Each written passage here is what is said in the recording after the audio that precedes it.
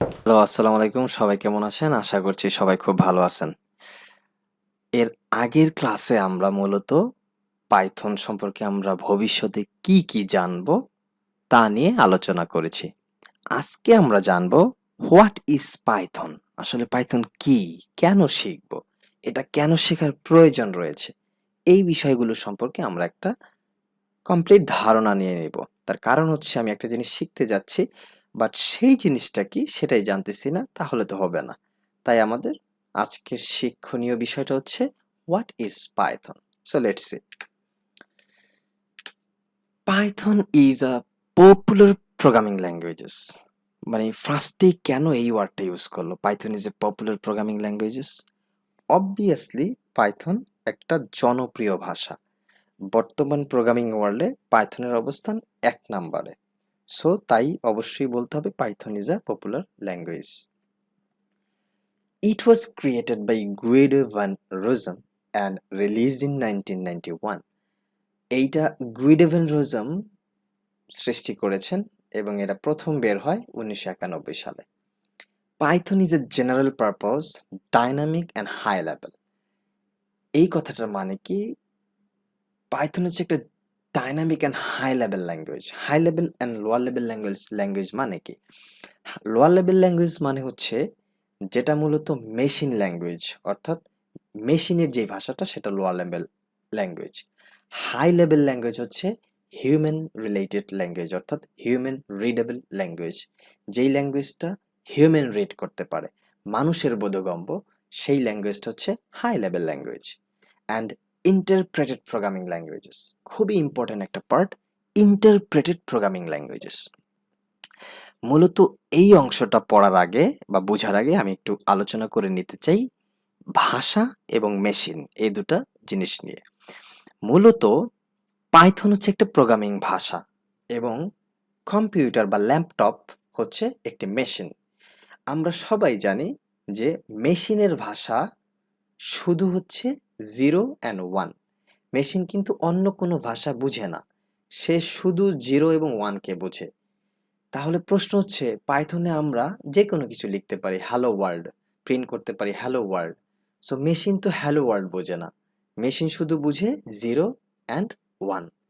তার মানে এই যে আমার যে ভাষাটা বা আমি যেটা লিখতেছি পাইথন ভাষাকে ইউজ করে, পাইথন যে ভাষাটা লিখতেছে এবং মেশিনের যে ভাষাটা 0 1, তার মানে অবশ্যই এর মাঝখানে একটা মাধ্যমের প্রয়োজন, যে কি করবে এই পাইথনকে মেশিনের ভাষার সাথে কানেক্ট করে দেবে, অর্থাৎ মেশিনের ভাষার সাথে পরিচয় করে দেবে, যার ফলে মেশিন কি করবে, ওই ভাষাটার ইনপুটটা আমাকে দেখাতে পারবে। এই যে একটা মাধ্যমের প্রয়োজন, এই মাধ্যমটা হচ্ছে ইন্টারপ্রেটেড। এখন প্রশ্ন হচ্ছে আমরা দুইটা মাধ্যম সম্পর্কে অবগত রয়েছি, একটা হচ্ছে ইন্টারপ্রেটেড আর একটা হচ্ছে কম্পাইলার। এখন প্রশ্ন হচ্ছে ইন্টারপ্রেটেড কি করে এবং কম্পাইলার কি করে? এই দুটাই হচ্ছে সফটওয়্যার, এবং এই দুইটা সফটওয়্যারে কি করে, আমরা যে প্রোগ্রামিং কোডটা যেই সফটওয়্যারে লিখি, মূলত পাইচার্ম অথবা ভিজুয়াল স্টুডিও কোড অথবা সাবলাইম টেক্সট যেটাই বলি না কেন, যেই সফটওয়্যারে আমরা এই প্রোগ্রামিং কোডগুলো লিখি, এই সফটওয়্যারগুলো হচ্ছে ইন্টারপ্রেটেড বা কম্পাইলার। এখন প্রশ্ন হচ্ছে পাইথন হচ্ছে interpreted programming languages. Interpreted programming language যেটা করে, যেই সফটওয়্যারগুলো যেটা করে সেটা হচ্ছে পাইথন কোডকে লাইন বাই লাইন ট্রান্সলেট করে।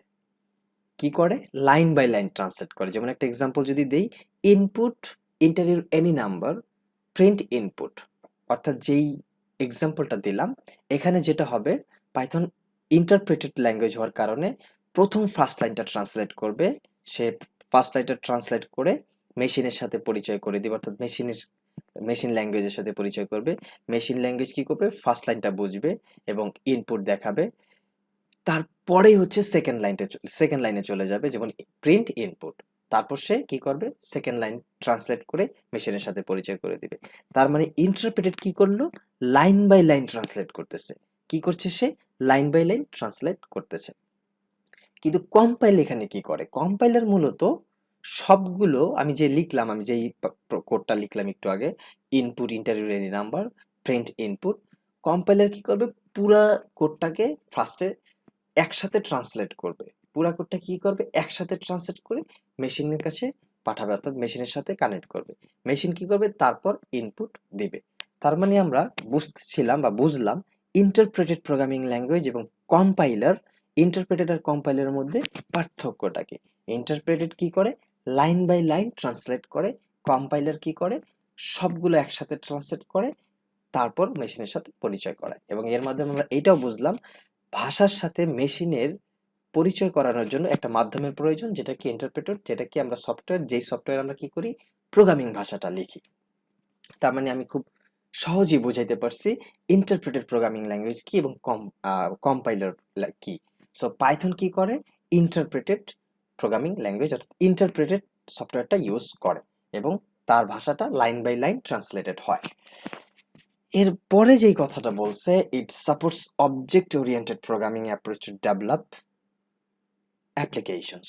তার মানে হচ্ছে অবজেক্ট ওরিয়েন্টেড প্রোগ্রামিং মানে কি, অবজেক্ট ওরিয়েন্টেড প্রোগ্রামিং বেসিক্যালি যেটা করে, সে ডাটা নিয়ে বা ডেটা নিয়ে কাজ করে, মেথড নিয়ে কাজ করে এবং হিউম্যান রিডেবল, মানুষের সাথে এটা বেশ সুপরিচিত এই বিষয়গুলো, যেই কারণে এটাকে আমরা অবজেক্ট ওরিয়েন্টেড প্রোগ্রামিংও বলতে পারি। তার মানে পাইথন ল্যাঙ্গুয়েজটা কি করে, অবজেক্ট ওরিয়েন্টেড প্রোগ্রামিংকে সাপোর্ট করে। তারপরে বলছে it is simple and easy to learn. এটা খুবই সহজ এবং ইজি টু লার্ন। কেন ইজি টু লার্ন, তার একটা এক্সাম্পল দিই। তার কারণ হচ্ছে আমরা যদি JavaScript, C plus plus এই ল্যাঙ্গুয়েজগুলোর দিকে তাকাই, তাহলে আমরা দেখতে পারবো এরা খুবই কেস সেন্সিটিভ ল্যাঙ্গুয়েজ। অর্থাৎ এই ল্যাঙ্গুয়েজে যদি আমি অনেক কোড লেখার পর যদি আমি কার্লি ব্রেসেস মিস করি বা কমা মিস করি, তাহলে এই কোড কোনো মতেই রান করবে না। কিন্তু পাইথনে এই দিক দিয়ে একটা সুবিধা রয়েছে, সেটা হচ্ছে পাইথনে আমাকে এই কমা রিলেটেড অনেক ঝামেলা থেকে মুক্ত থাকতে হয়, বা এগুলা নিয়ে অনেক প্যানিক খাইতে হয় না।